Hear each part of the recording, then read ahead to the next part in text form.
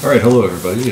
Time to make another video. I have a few things I want to get through, and I made a video the other day and spent 2.5 hours uploading it to YouTube to have them tell me it was too long once it got up. So let's start again. I'm going to do this in two parts. So the first thing is Sean Phillips, and this is called Contribution. Nice clean pressing. $3. Sean Phillips, folk musician, probably best known for playing on several Donovan albums. Check him out if you get a chance. The next one I got was Jimmy McGriff, Red Beans, and this is a nice DJ pressing. I don't know if you saw that, yeah. And gatefold.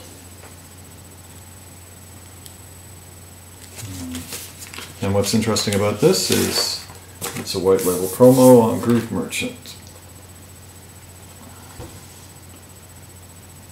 And this is a nice clean pressing, really clean, first plate, everything. It's a wonderful record. If you ever get a chance to pick up this, it's really cool. It's got some strings and orchestration in it, and it's quite good. As you can see, the cats are with us again today because it's almost dinner time, so I'm very popular. Next up is a record called Marcus. And this is on the pretty cool looking Kinetic label. Now, Marcus is better known. Well, his real name is Marcus Uzalewski, and he's best known by his stage name, Rusty Evans. He was. This record would be kind of psych folk with a little bit more strings mixed into it than a lot of psych folk. So it's like psych folk strings. Now he's probably more famous for being in a band called The Deep, and was also subsequently in a band called Freak Scene. And The Deep apparently are the band that I think have the first reference to the term psychedelic in an album cover. And it's actually a really good record. If you ever trip across that, I highly, nice pun intended, if you ever come across that, I highly recommend you grab that. It's okay, you'll get your dinner soon. You still get it early. The next thing is something for Glass Orchid Aftermath. This is some bubble gum, a term I'd never heard until he actually mentioned it. This is called The Clowns, Ringling Brothers and Barnum and Bailey. And this is, there's a gatefold. As you can see, they're just ever so creepy. And apparently this guy is, I think it's this guy, I don't know, I have no idea, is Barry Bostwick, who was later in Rocky Horror and some other things. So this is, I picked this up, a great, cut corner, but other than that, really clean pressing. Kind of psych, kind of pop, psych pop, fun, kind of silly stuff. I highly recommend it. Now, I don't know what the complete story on this was, but from what I've read online, there's all kinds of different things. Started as maybe kind of like trying to be Monkees, kind of pop, kind of Archie's Monkees, appeal to the masses, kids, I don't know. They didn't have a TV series, but they did have a TV special, which Sammy Davis Jr. was on, and apparently that didn't help make them hugely popular. This is the only record they put out that I know of. Now, the other thing I read online that I don't know is true is that it might have been an attempt by the actual Ringling Brothers, Barnum and Bailey circus group to create a product like the Monkees to promote their own stuff. That could just be net talk, or could be based in reality. The next thing I got, just like the day before KitchenAble put up her Nielsen video. It was a copy of Nielsen's Do It on Monday. Now, I never really listened to Nielsen before. I always saw it, but so many people talk about him in the BC here that I thought I would pick up one and check it out. I don't know if this is indicative of Nielsen, but not the biggest fan. It's good music. It just doesn't work for me. And I'm just waving covers around as usual and not actually showing anything. It comes with the original inside cover, which is kind of cool. And kind of reminds me of Randy Newman, whom I read. He subsequently recorded a whole album of Randy's songs, so I can see how people make that comparison. I'm going to dig a little deeper into Nielsen and see if I can find something that really grabs me. The next one is something that Ryan Rocks 84 ended his long association thread with, and when he threw it to Jeff Recordman, and this is Spooky Tooth, The Last Puff. And this one is featuring Mike Harrison. Of course, he's on every Spooky Tooth record, but somehow he got a special mention on this one. Original gold label, A&M US pressing. Great stuff. The cover of the Beatles' Eye on the Walrus is killer. Might be better than the Beatles version itself. Total blind buy for me. Somebody I know had mentioned they were looking for Spooky Tooth records, and that made me think maybe if I see one, I'll grab one and try it. Great stuff.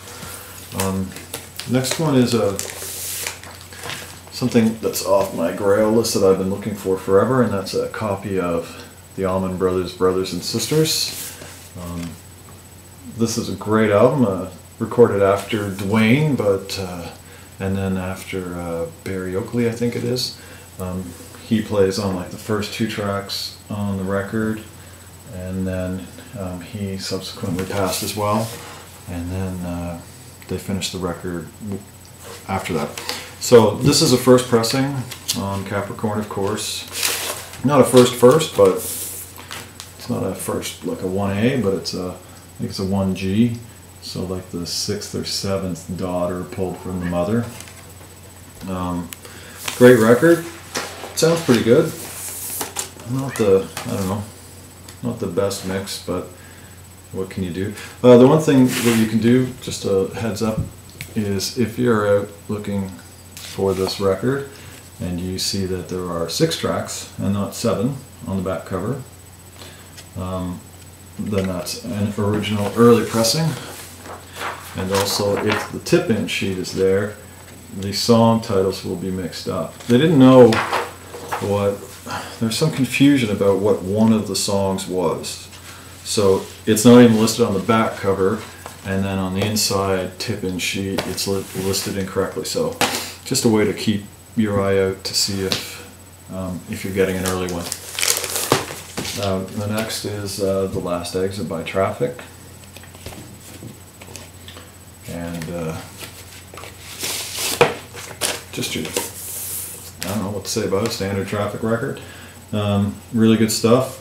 Not a band I'm totally familiar with, but this is the first Canadian pressing on Polydor. It was part of a buy I bought this summer that I'm just getting around to amongst getting around to everything else. And I recommend it. It's got me buying more Traffic. So the next is Fire and Rain.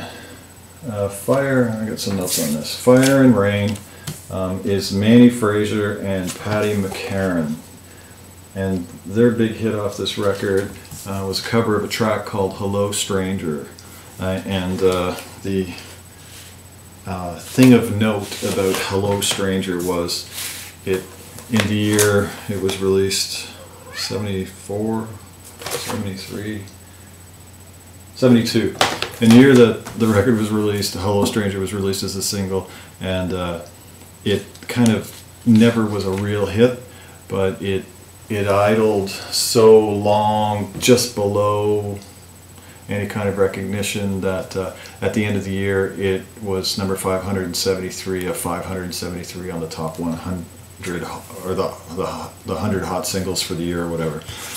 So that was the record. Now Manny Fraser was in a garage band called the Grodes, and he was also subsequently in a band called the Tongues of Truth, and that their claim to fame is they were possibly the progenitor of like a whole genre with a song called Let's Talk About Girls.